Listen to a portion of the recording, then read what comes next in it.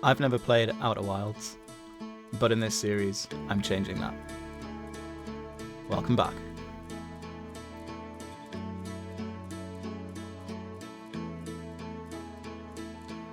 Wake up. Nightmare over, the monsters can't get you anymore. Now, those monsters are what I would describe as anglerfish. They have all the telltale signs of an anglerfish. In fact, here is a list of things I know about anglerfish. Many teeth, bioluminescent light, spooky.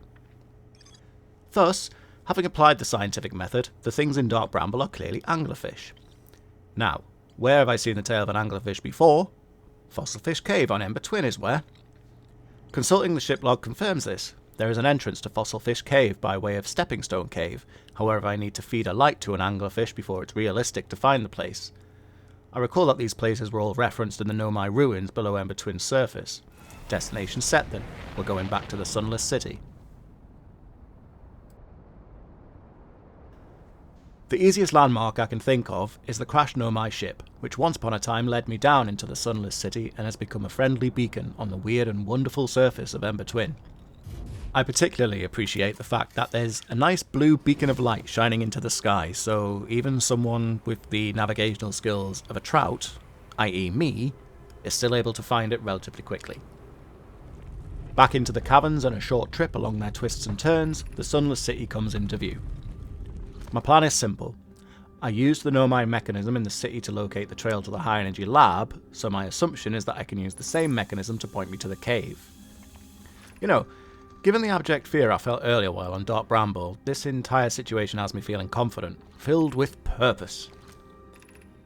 Alas, actually finding what I need proves to take a little longer than I perhaps anticipated. I spend a good little while plodding around, retreading some old ground and know my texts. I am slightly concerned that there's a time limit on how much I'm able to accomplish while I'm here, like I'm inside of an hourglass or something.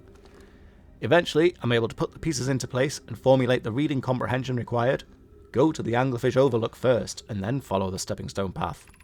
Could have saved myself some time if I'd just read things properly, but I'm used to it by now. In fact, why else would I be here, if not for self-inflicted confusion and bewilderment?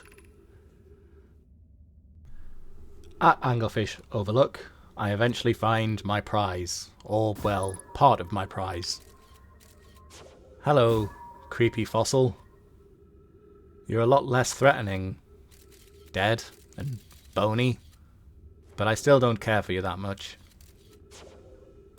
The slight problem with all of this is how long it actually took me to reach this juncture.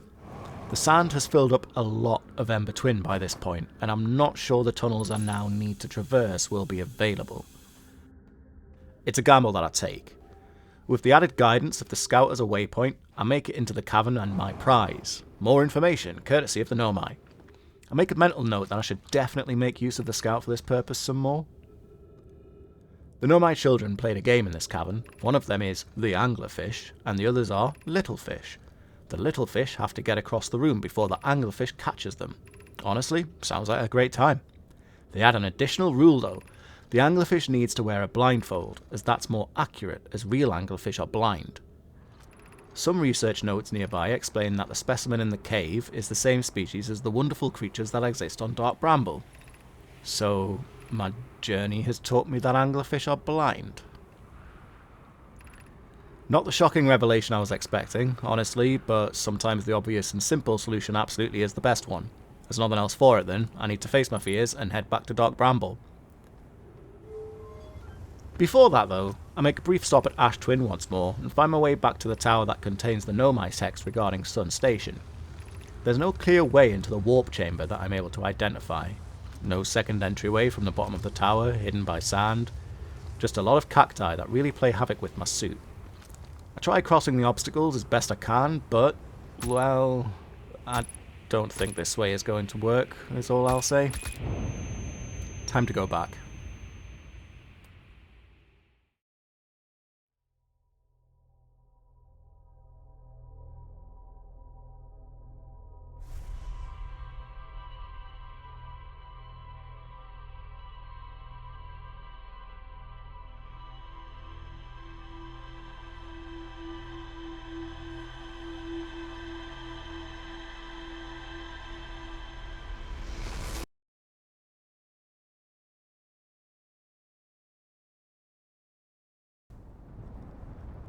Upon waking up, I waste no time. Confidence is at an all-time high, and I'm ready to face whatever lurks in the fog.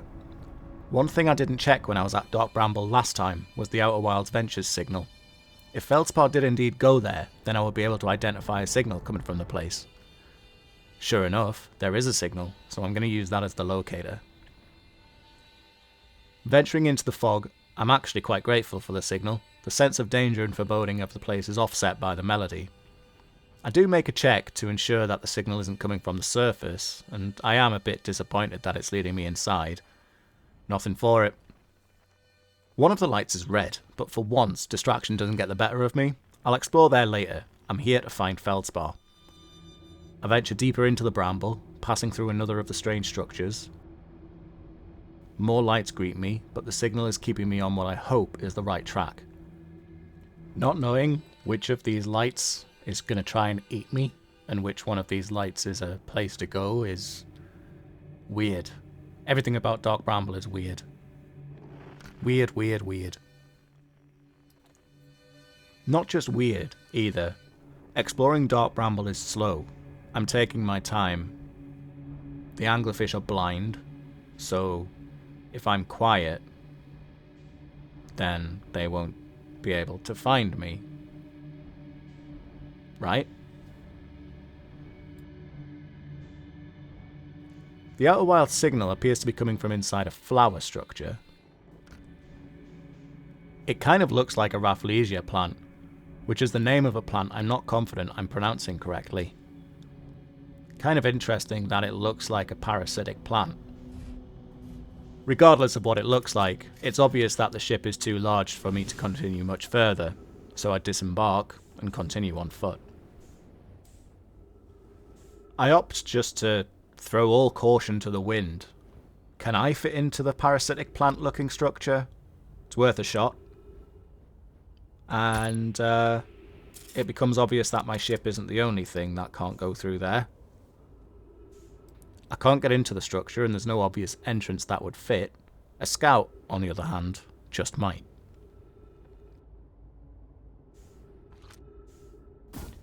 Strangely, launching the scout inside duplicates the signal.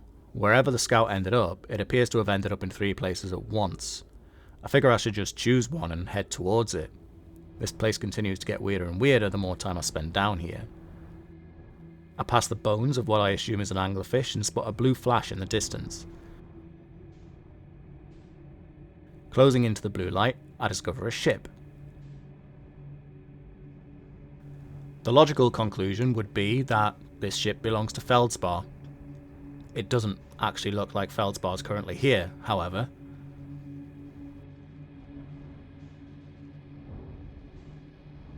I attempt to move past the ship, and then, naturally, I crash into it, and now I need to repair my own ship. But hey, this is progress. I'm inside a branch and it's dark.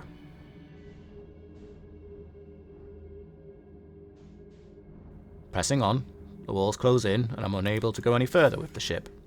Back to walking then.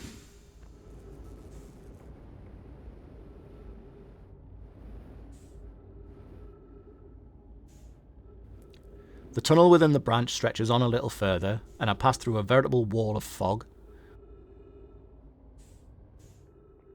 What waits at the end is absolutely not what I was expecting. Just like the Bramble Island on Giant's Deep, a jellyfish lies frozen here. More important than that though, another log. I recognise it as belonging to Feldspar, and whilst it isn't what I was hoping to find, at least it's another step in the right direction, right? The log mentions that the jellyfish on Giant's Deep were useful. They don't make for good eating, however, which Feldspar writes is likely due to the outside being rubbery and tough, as it insulates against electricity. Oh, well now, that is information. The log mentions that Feldspar ventured into the jellyfish. I'm somewhat apprehensive about doing the same thing, and it does take a minute or two for me to work up the courage, but eventually I slip through and find one more note.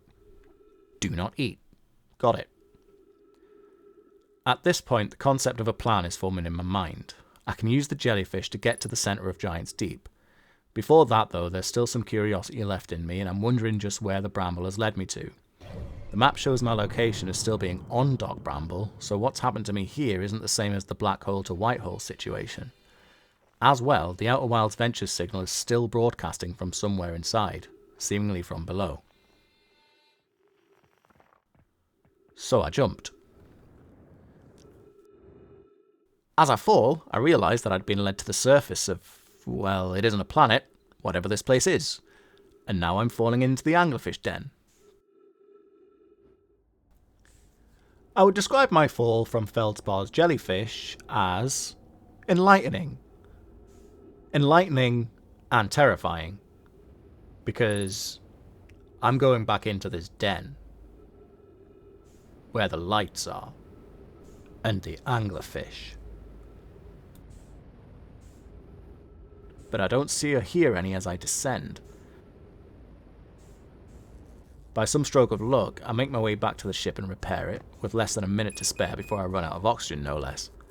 Certainly an interesting lesson in how space doesn't make sense here on Dark Bramble, but I'm happy to have learnt it all the same. With that being said, I could still probably do with some more zero-G training, because repairing the ship takes a little moment. I'm not sure why I opted to do this before refilling my oxygen, which would have probably been smart, but it all worked out. I briefly checked the ship log, which confirms things for me. The jellyfish insulate against electricity. They're probably my ticket into the core of Giant's Deep. Probably. I leave the branch and I'm back in the fog. I spot a light in the distance which I believe is the way out and make for it. However, what I found instead was a genuine surprise. Trees. The light was protruding from the remains of the anglerfish I passed by earlier, and sitting here, happy as you like, is Feldspar. Feldspar lets me know that they crashed here after exploring Giant's Deep and meeting the local fauna. I let them know I found the frozen jellyfish and that anglerfish are blind, then ask about Dark Bramble and what's worth exploring. Feldspar lets me know that anywhere is good, but I should know space here is weird. Glad to have that confirmed and it not just be me that thinks so, honestly. Feldspar also provides confirmation of something else that I figured was happening. The space inside the seeds is bigger than the space outside the seeds. That explains why Dark Bramble looks relatively small when you're outside it and has an enormous structure within. Not sure how it works though, just that the further you go in, the bigger it gets. Then I ask the all-important question, how did Feldspar reach the core of Giant's Deep? To which Feldspar says that if they told me, that'd be cheating. Looks like it's jellyfish theory all the way then. I'm sure it'll be fine.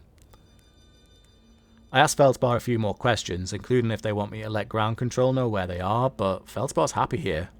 And then, music. Having nowhere else to go, and knowing what was about to happen, I figured I'd sit by the fire and have a marshmallow.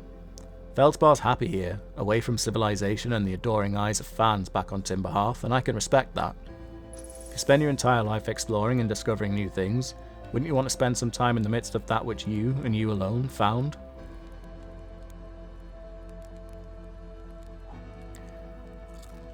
So I sat with Feldspar and waited for the end.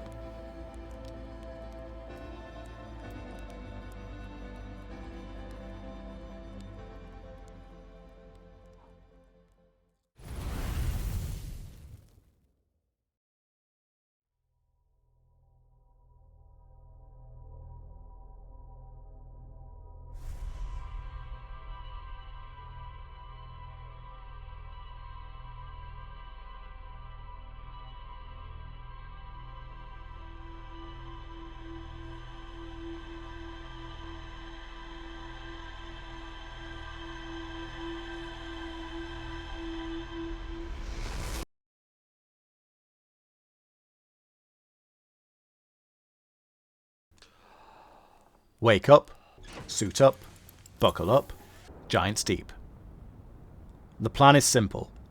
Use a jellyfish to traverse the electrical field and find a way into the core. That's a sentence I wasn't expecting to use, but here we are. First thing to find out, can I do this with the ship? No. No, I cannot. Looks like we're going solo.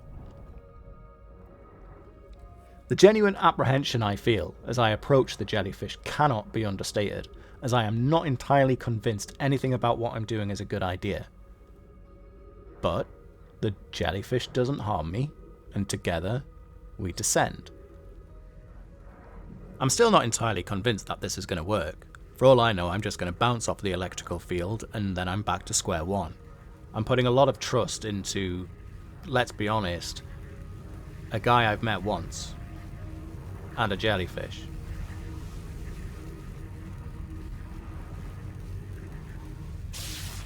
There's a zap, and then I'm in the core. It's dark down here, and quiet. The structures I could make out from the outside are revealed to be ancient coral, and jutting out is the prize, the probe module from the orbital cannon. The interior is exactly like what I saw through the projection stone. This place should show me where the Eye of the Universe is located. An ash twin projection stone shows me the mask chamber once more, and I take a moment to confirm what I thought was the case last time I saw this place. Sure enough, 3 of the masks are lit up, so I'm pretty certain there are 3 time loops happening here. There's a memory statue down here too, but it's inactive when I approach. Another Nomai mechanism awaits me here, too, similar to another one I found on the orbital cannon. This one shows the cannon and Giant's Deep, as well as the trajectory of a probe launch.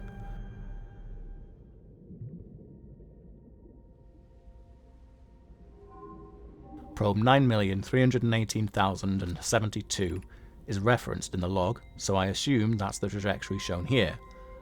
But that would indicate that over 9 million probes have been launched. And if that's true, this time loop has been running for a very, very long time. The next model shows what I can only assume to be all 9 million of the trajectories so far, but then filters down into 1. Putting aside the fact that over 9 million probes being launched indicates a long time has passed since the time loop started, this looks really cool. Probe 9318054 located a deep space anomaly matching all known criteria for the Eye of the Universe, which means this endeavour actually succeeded. The eye has been found. One more model, which has 3 strange symbols. The accompanying log is simple, displaying coordinates for the Eye of the Universe. Yikes. I'm not entirely sure how to read these coordinates, but now I have them. I should find something that can make use of them, perhaps? Some additional Nomai writing nearby explains that the statue records each launcher's flight trajectory and automatically transmits any relevant information to the Ash Twin project. An alert was supposed to be sent upon identifying the location of the eye. So does this mean there's something I could use at the Ash Twin project? Potentially, but I have no idea how to get inside, if it's even possible at all. I take some time to process this information as I wander atop the coral that makes up the core of Giant's Deep. I formulate some questions that will guide what I do next. I say guide in the loosest terms here because ultimately I am still wandering in the dark and am uncertain of what I might find. I have coordinates to the Eye of the Universe. Could a Nomai ship or gravity cannon use these? The Nomai writing indicates there were Nomai within the Ash Twin project. There's no physical entrance, so maybe there's a warp gate. I'm still unsure about what connection any of this has to the quantum shenanigans going on around here.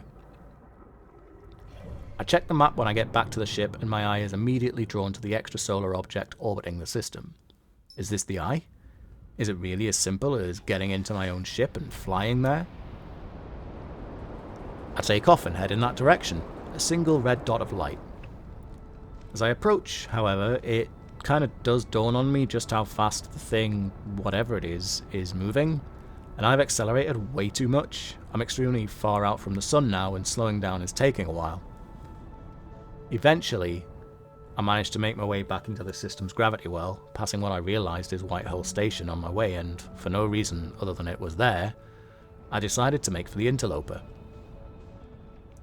I have no idea how, other than assuming it was all entirely the job of the autopilot, but I landed relatively gracefully on the comet. All I know about this place is that the Nomai visited it and found something beneath its surface, something which is currently covered in what I assume is ice. Exploring the comet is tricky. Gravity here is more of a suggestion than anything that really exists. But explore I do. I happen upon a Nomai ship, the same ship that I've been able to warp back to the gravity cannon on Ember Twin. Some accompanying Nomai logs mention that the comet may cause the shuttle to freeze entirely if they linger here too long. This was the expedition I read about from within the ship. 3 Nomai were here, 2 of them explored a ravine on the sunward side of the comet and went missing. I head back to that same area, but the ice here is still blocking any means of entry into the interior of the comet. I wonder if there's any point in time that it might melt. There is, after all, a large ball of hot stuff that the comet orbits. I attempt to explore further to see if there's anything else of note to be found, and then I lose another fight with gravity, this time in the opposite direction to what happened on Giant's Deep, and I'm launched out into the cosmos, watching helplessly as the same thing happens to my ship. The ship met the sun. I, on the other hand, managed to change my trajectory and slingshot around the star, casting myself deeper and deeper into the void. Not really an ideal situation. I'm once again conscious of my fuel and oxygen supply and wondering how long is left before the loop resets. I suppose, at this moment, I'm incredibly lucky that the loop exists at all. And as if it could hear my thoughts, the music begins. Floating there in the void, I'm left with the realization that I've died quite a few times on this little adventure. It hasn't always been pleasant, either. For every time that it's been down to a mishap of my own doing, there have been times such as this, where I can do nothing but wait for the inevitable. There's a weird peacefulness to the 22-minute existence I'm trapped within. Sometimes I wake up and accomplish nothing, sometimes I get eaten by a black hole. There have been times I've lost a fight with gravity or flown into the sun. Other times I wake up and find coordinates to one of the great mysteries of the universe. It's funny to think just how much progress I've actually made, even though I've spent so much of this journey feeling like I'm not really doing anything at all. The turning point absolutely was that trip to Giant's Deep that gave me Dark Bramble to visit, and then the subsequent horror show that became. And I'm sure there'll be even more coming up very soon for me to find out.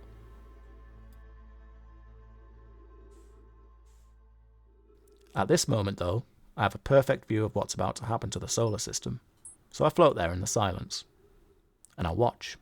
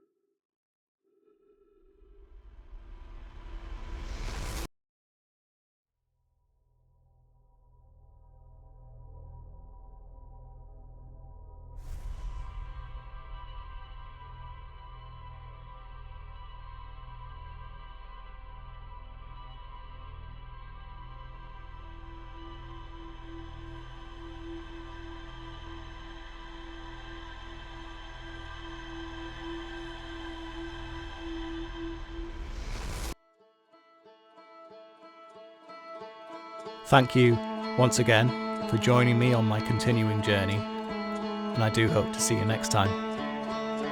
Until then, it's been Outer Wilds.